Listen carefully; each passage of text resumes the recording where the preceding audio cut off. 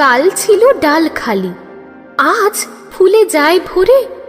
বল দেখি তুই মালি, হয় সে কেমন করে? গাছের ভিতর থেকে করে ওরা যাওয়া আসা, কোথা থাকে মুখ ঢেকে, কোথা যে ওদের বাসা। থাকে ওরা কান পেতে লুকানো ঘরের কোণে, ডাক পড়ে বাতাসেতে, কি করে যে ওরা শোনে। দেরি আর সহে না যে, মুখ মেজে তাড়াতাড়ি কত রঙে ওরা সাজে।